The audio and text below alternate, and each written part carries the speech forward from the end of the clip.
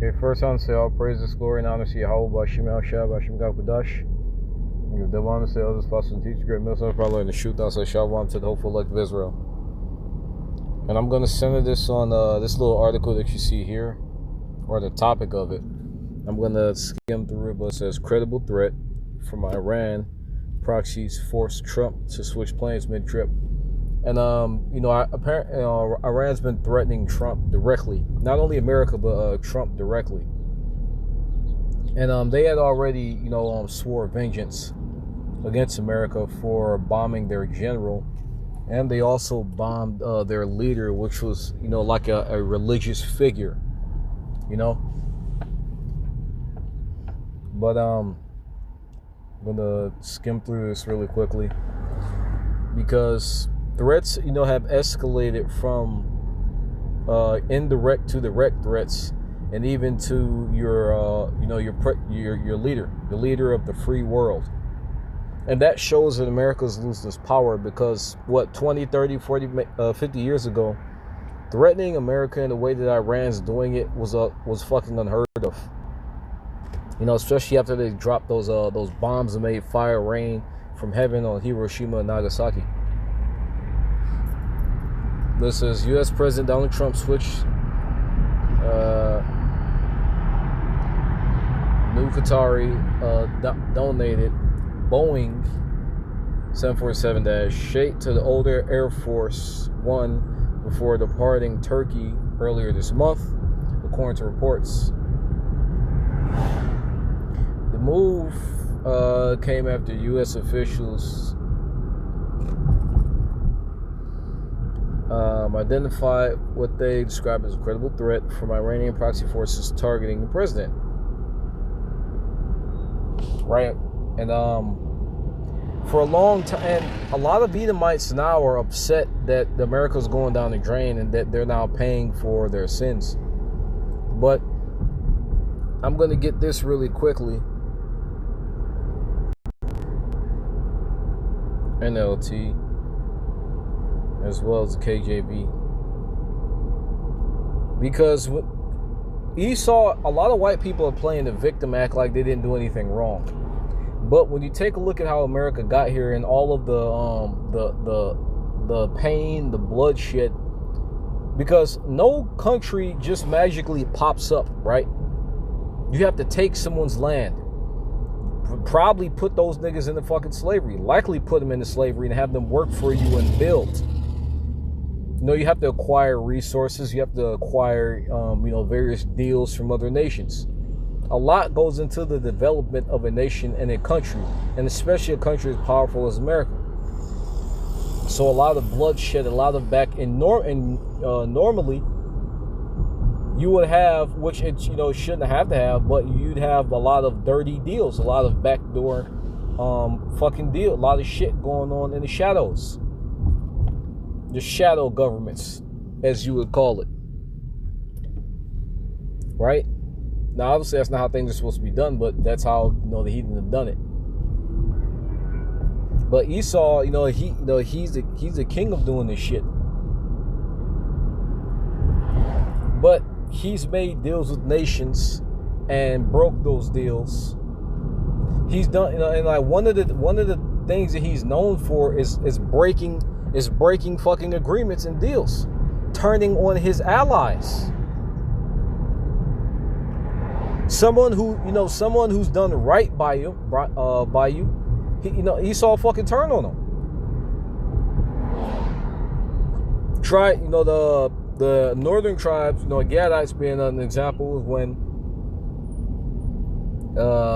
they welcomed him with open arms, and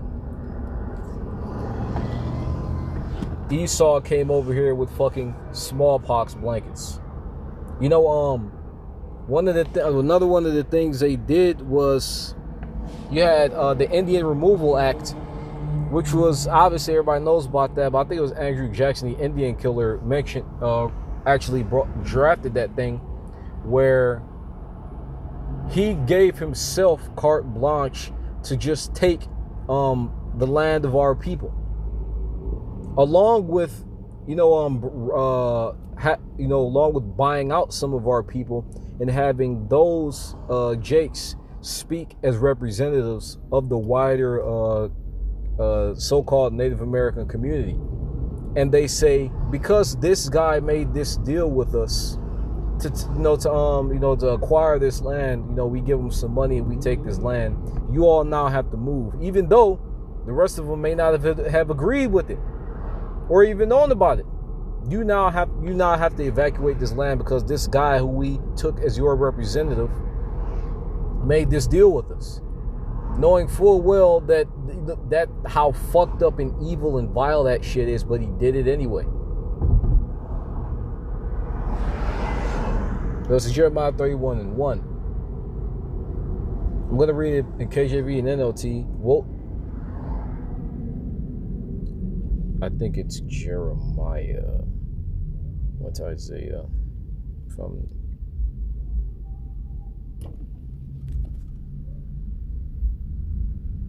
Give me a second.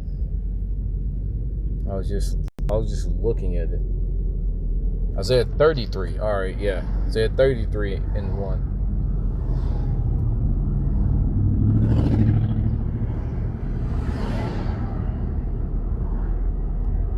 We'll read it in both versions.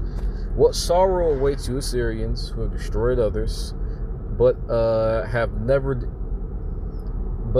been destroyed yourselves. You betray others, but you have never been betrayed. You've never been betrayed. When you are done destroying, you will be destroyed. When you're done betraying, you'll be betrayed. Read it in the KJV.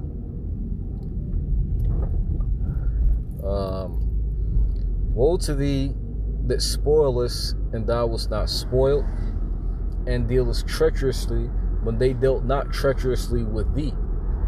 And most of these nations Esau got into fucking deals with, most of them. He fucked them all over. And now people are wondering why it is that everybody hates America. You think everybody hates America because America has all these things and all these amenities. Well, how did you get these things? But then when they say then when people ask that question, how did you get these things? You say, well, we did it with hard work and hard labor. Go fuck yourself. Go get some hard work and hard labor yourself. You throw out all of the shit that you've done, all of the crime that you've done. You just exonerate yourself of them, and you act as if everybody's supposed to sit here and deal with this because you have fucking nukes. But what time? Scriptures make sure they you become as weak as we. If I remember correctly, you got the scriptures going to how turn thy pruning hooks into spears. Plowshares and spears, and pruning hooks, and I think swords, but it's something, roughly paraphrasing. But all these other nations have nukes now, and they're not afraid to talk shit. They're not afraid to fucking to get in the goddamn boxing ring.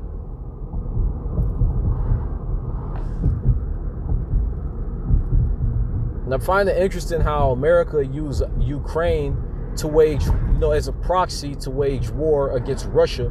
Now Russia is backing Iran in a proxy against America. So that's funny as hell.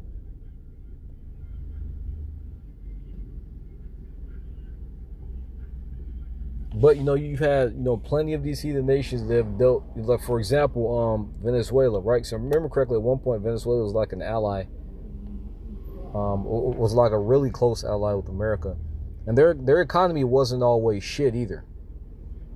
But everybody knows how they went up in there and they kidnapped Maduro, and I think that was right after Trump and Maduro had some type of amicable peace talk. He went up in there and kidnapped that nigga, and then took his fucking oil, and also.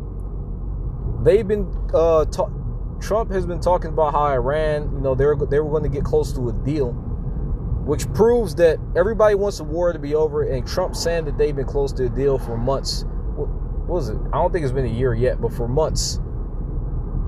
And no, it started in February. It's nowhere near a year. But he's been talking about a peace deal for months.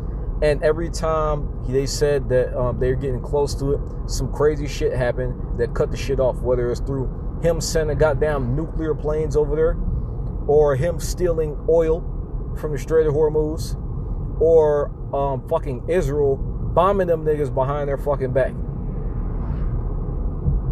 And that's how Esau does things. He keeps doing the wrong thing until it turns out right.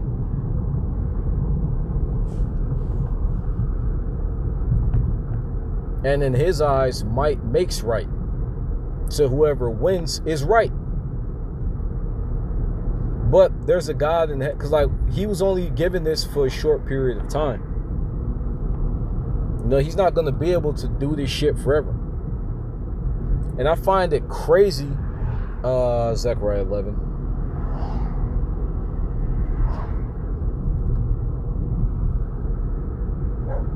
Damn it.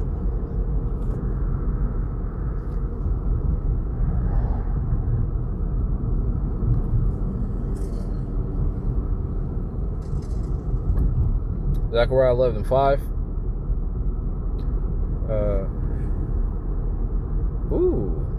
On NLT, the buyers slaughter their sheep without remorse.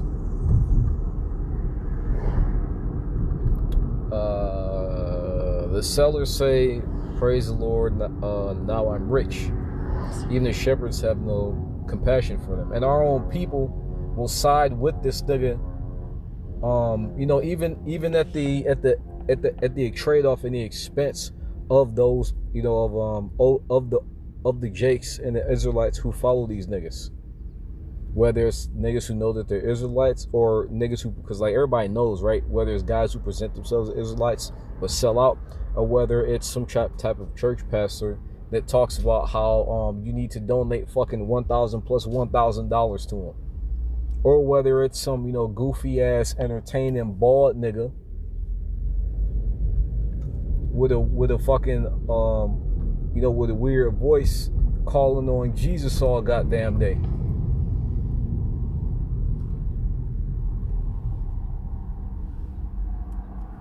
Zechariah 11:5, KJV, whose possessors slay them and hold themselves not guilty. They hold them, once again, they hold themselves not guilty. They don't think they've done anything wrong. They don't think that with the amount of bloodshed that's been done on this earth, that they think that it's just another lost battle. That's just, you know, a consequence of war. And under normal circumstances, you could call it that. But you take a look at the way in which the so-called white man wages war, then there's a problem. You have something called the rules of engagement, you know? But the so-called white man doesn't give a fuck about any of that.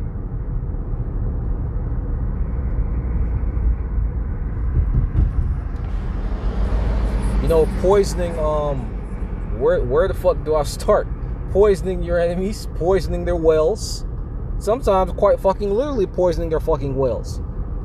You know, poisoning, you know, their minds, torturing the people. One thing that Esau did was classify our people as animals, so he wouldn't have to look at us as human, because obviously the things he's done were crimes against humanity, against humans, against man. But if the creatures that you're committing these acts against aren't human, then there's no crime. They're just animals.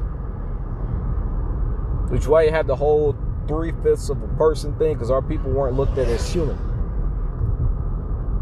And that's a way that that's a workaround that he used to say that, hey, he can do this because these niggas are just animals. Right? Which, when you go into it, the so-called white man is the fucking animal. He's the original caveman. He's the original caveman.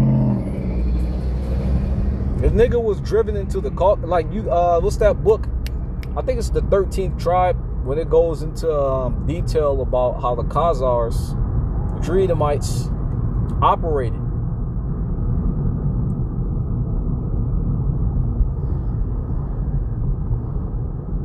How they wore loincloths, until it's literally worded as how they wore loincloths and underwear until it disintegrated off of their bodies. I think that word disintegrate is actually literally in the book. So so-called, and every time you see a caveman, you don't see a Jake, you see a white man. And a caveman is supposedly, you know, according to, what's that, Darwin's, I think his nigga's name, Darwin's fucking law of theory, evolution or some shit. It's supposedly a step away from a monkey. So the white man is the actual animal, not Jake. What this nigga has done, he's crippled and, well, quite literally neutered our people to make us look like the aggressor, to make us look like the dumbasses, to make us look like the he's done all these things because ultimately he has an inferiority complex. You know, if you're so tough, then why not fight us on equal footing? Now, obviously, I'm not saying, I'm not promoting, you know, physical fucking violence, but just saying he had to weaken our people because he couldn't handle it.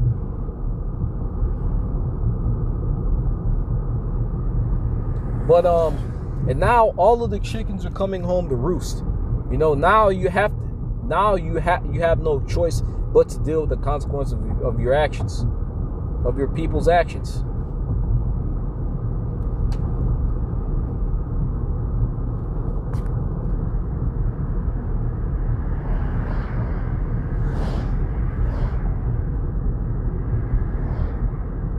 Let's see, numbers. I think it's 30. Hell, I think it's 35, but I'm just gonna. It's probably 33. Oh no, okay, so 35 and 33. No. Yeah, 33. So you shall not pollute the land wherein ye are, for blood it defileth the land, and the land cannot be cleansed of the blood that is therein, but by the blood of him that shed it. And that's why the scriptures talk about how the Lord has a sacrifice in Basra. Blood, you got to have a sacrifice. And you people are going to be the sacrifice in America. And America is going to be the altar, and you people are going to be the animals, whose blood is being shed for the sacrifice.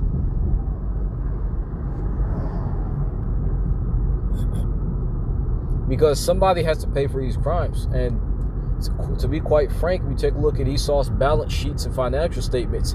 He has the money to pay for these crimes, right? But hope it makes sense.